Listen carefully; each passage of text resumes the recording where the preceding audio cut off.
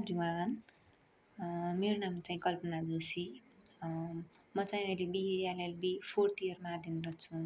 अनि आज चाहिँ मैले यो भिडियोमा सानो तर धेरै इम्पोर्टेन्ट कुरा चाहिँ सेयर गर्न चाहेँ। त्यो कुरा चाहिँ के हो भन्दाखेरि निजामती सेवा नै किन भन्ने कुरा चाहिँ मेन फोकस पोइन्ट छ आज। मैले चाहिँ आज यो भिडियो मार्फत मेरो जुन चाइल्डहुड जर्नी अनि त्यसपछि मेरो जुन एम छ र निजामती सेवामा मेरो चासो के छ त्यो कुरा चाहिँ जोड्न चाहेँ। किनभने यो कतिसँग रिलेटेड होला, कति स्टुडेन्टहरू के हुन्छ अलमलमा पढ्छन्, कुन सेक्टर अनि कुन साइडतिर जाँदा ठिक होला भन्ने जुन अलमल हुन्छ त्यो कुरा चाहिँ मेरो सजेसन केही कुराहरू चाहिँ आफ्नो जुन मैले एक्सपिरियन्स छ। म पनि अहिले हुन त कलेज लाइफमै छु, तर मैले अहिले रियलाइज गरेको कुराहरू त्यो कुरा केही सजेसनहरू पनि मैले यो भिडियोमा राख्न चाहेँ। सुरुमा भन्नुपर्दा मेरो चाइल्डहुड चाहिँ म गाउँमै हुर्किएको। अनि गाउँमा पनि मैले 5 सम्म बोर्डिङ स्कुल पढेको। अनि त्यसपछि बोर्डिङ स्कुलमा के थियो भन्दाखेरि अब सहर र यताको उताको गाउँको स्कुलको त डिफ्रेन्स तुलना गर्दा नै फरक भइहाल्छ नि त। यताको थुप्रै स्टडी मेटेरियलहरू गाउँको स्कुलमा नपाउन सकिन्छ। त्यस्तो कुराहरू चाहिँ धेरै कुराहरू चाहिँ कम्पेयर गर्दा गाउँको स्कुलको चाहिँ कमी कमजोरीहरू के हुन सक्छन्। अनि त्यसपछि पढाइ रिलेटेड रिसोर्सेस जे कुरा पनि। अनि त्यसपछि 5 सम्मको मेरो जुन स्टडी जर्नी छ त्यो राम्रो थियो। फ्यामिली ब्याकग्राउन्ड एकदम बुझ्ने अनि त्यसपछि पढाइलाई एकदम फोकस गर्ने त्यो भएकोले मलाई एकदमै सहज भएको थियो। अनि त्यसपछि 5 सम्म चाहिँ मैले एकदम राम्रो तरिकाले पढेँ। अनि त्यसपछि जे होस् गाउँकै स्कुल भए पनि पढ्नुपर्छ भन्ने भावना थियो। किनभने फ्यामिली ब्याकग्राउन्ड है त्योबाट बिलोङ भएपछि पनि मान्छेमा त्यो चाहिँ एउटा के हुन्छ, आफू बसेको जुन इन्भाइरोमेन्ट छ, जुन फ्यामिली ब्याकग्राउन्डमा हुर्किँदैछ त्यो कुराले चाहिँ आफूमा धेरै साइड इफेक्ट हुने रहेछ कि त्यो कुरा मैले महसुस गरेँ। अहिले आएर पनि म महसुस गर्दछु त्यो कुरा। अनि त्यसपछि मेरो 5 सम्म मैले पढाइलाई एकदम मेन्टेनमा राखेको थिएँ। किनकि मेरो ड्याडी टिचर, त्यही भएर पनि एउटा सोसाइटीले हेर्ने भनौँ सोसाइटीले हेर्ने जुन एक्सपेक्टेसन त्यो के हुन्छ भन्दाखेरि उनीहरूको कन्सेप्ट नै के हुन्छ भन्दाखेरि टिचरको जुन छोराछोरी छन् तिनीहरू त एकदम राम्रो होलान् भन्ने त्यस्तो माइन्ड उनीहरूमा त्यो थट हुन्छ भनौँ। त्यही भएर पनि आफूले पनि पढाइलाई राम्रो गर्नु थियो। त्यही भएर मैले मेरो चाहिँ 5 सम्म जुन मैले पोजिसन भन्ने कुरा चाहिँ मैले क्लासमा एकदम मेरो ठिकै थियो। किनकि जे होस् पोजिसनमा आइन्थ्यो। फर्स्ट चाहिँ म भइनँ है, किनकि फर्स्ट पोजिसन चाहिँ सायद अहिले आएर त्यो कुरा खेल्छ क्या मनमा। फर्स्ट पोजिसन चाहिँ मेरो एउटा साथीले भनौँ न त्यो जफत नै गरिसकेको थिएँ सायद, त्यो कहिले नछोड्ने गरेर। मैले 5 सम्म चाहिँ कहिल्यै फर्स्ट हुन सकिनँ। कोसिस गरेको होइन, कोसिस गरेँ तर सकिनँ कहिले पनि। तर सेकेन्ड थर्ड पोजिसन चाहिँ मेरो कहिले सेकेन्ड हुने अनि थर्ड हुने, सेकेन्ड हुने, थर्ड हुने त्योभन्दा तल चाहिँ गएन। त्यो सेकेन्ड थर्ड चाहिँ त्यसरी कन्टिन्यू चाहिँ भयो। अब मैले 5 सम्म को जर्नी चाहिँ त्यसरी भयो। त्यसपछि मैले एउटा क्लास चाहिँ पढेन, 6 क्लास पढेन मैले। अनि 6 मैले क्लास चाहिँ बढाएको, अनि त्यसपछि 7 पढेँ मैले। 7 चाहिँ मैले आफ्नो बाबा पढाउने स्कुलमा पढेको। अब अब भयो यहाँनिर एउटा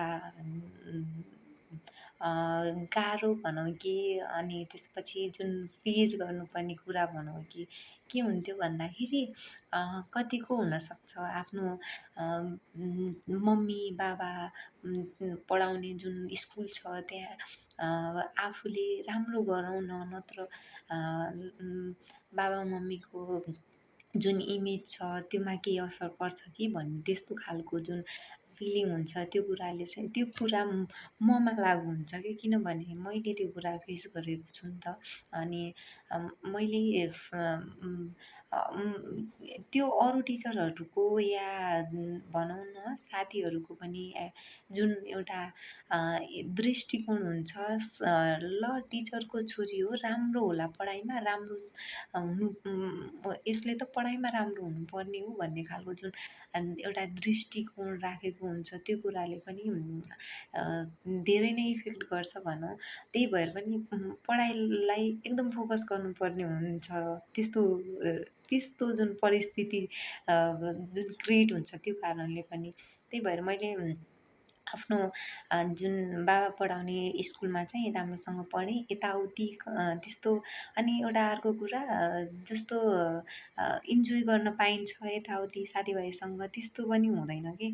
मैले मैले भोगेको अनि एकदम भनौँ न डिसिप्लिनमा रहनुपर्ने कि, त्यही भएर पनि त्यो कुरा मैले चाहिँ गरेको थिएँ।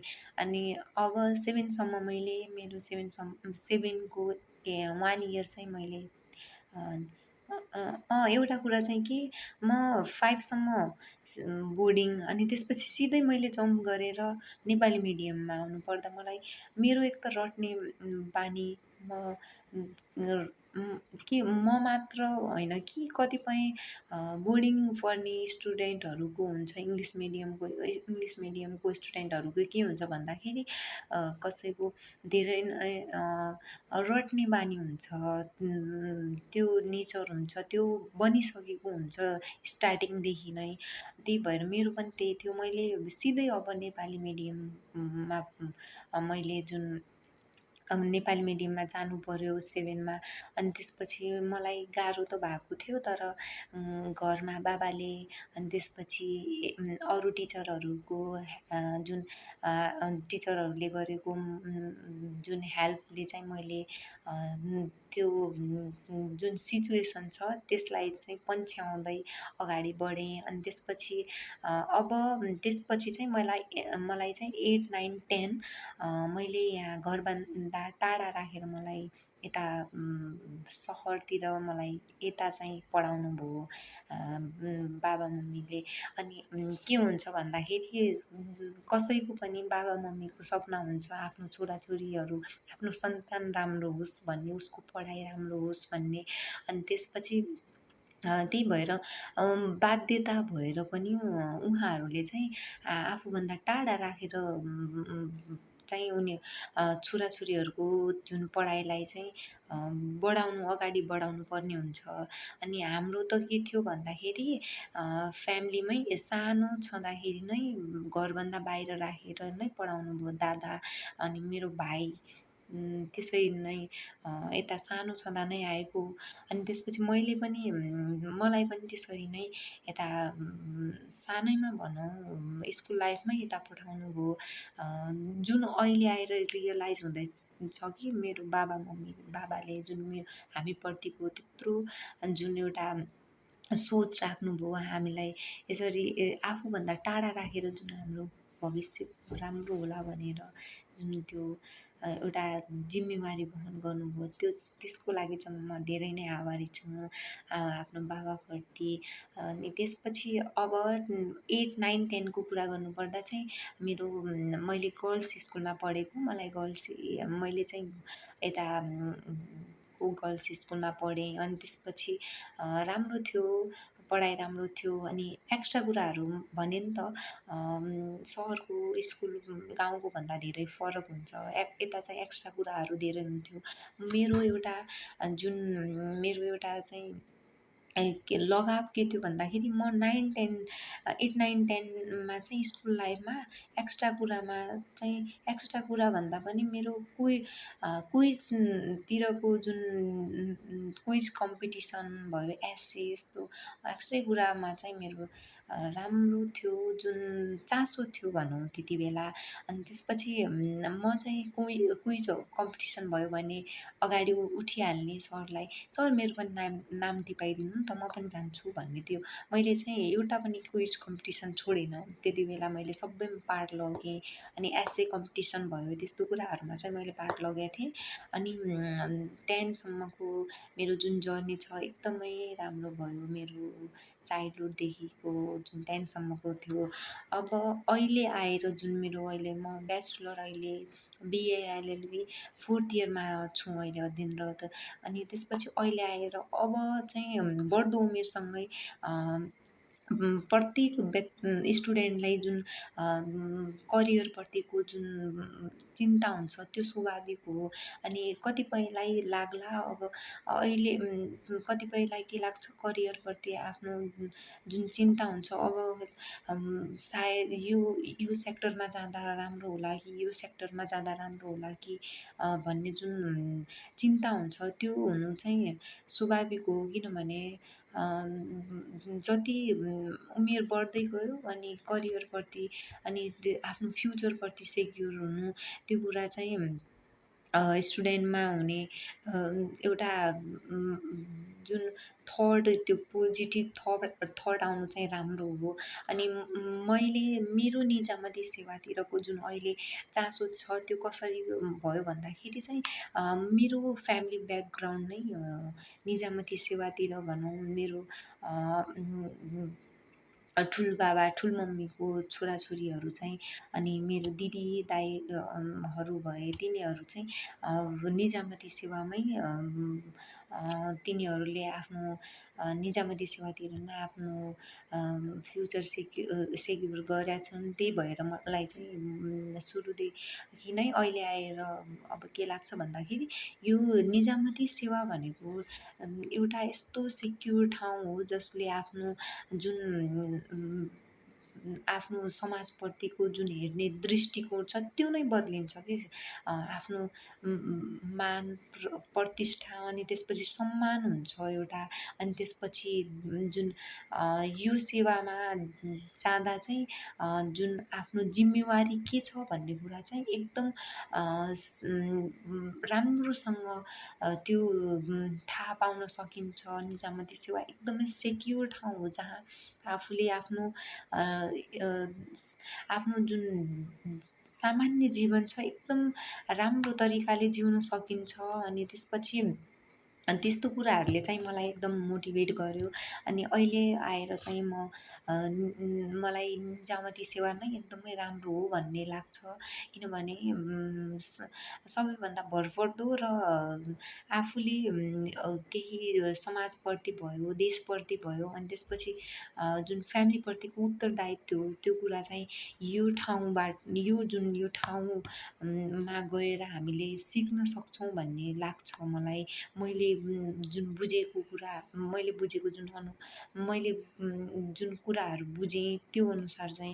अनि त्यही भएर अन्तिममा मेरो सजेसन के हो भन्दाखेरि निजामती सेवा रोज्नु मेरो एउटा फ्यामिली एक्सपेक्टेसन पनि हो। मेरो बाबाको सपना नै हो निजामती सेवा। छोरीले चाहिँ निजामती सेवातिर आफ्नो एउटा राम्रो जुन ठाउँ राख्नु पर्यो, हुनु पर्यो त्यो भन्ने मलाई गर्व होस् कि मेरो छोरी एउटा निजामती सेवाको कर्मचारी हो भन्ने मलाई गर्व होस् भन्ने त्यो बुबाको जुन सपना छ त्यो सपनाले पनि मलाई मोटिभेट गर्यो।